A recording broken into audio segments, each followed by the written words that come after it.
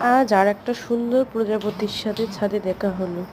প্রজাপতিটা দেখেন কত সুন্দর ফুলের মধু নিচ্ছে। অসাধারণ কিন্তু প্রজাপতিটা দেখেন কি আনন্দ করে করে সমস্ত মধু সে নিচ্ছে।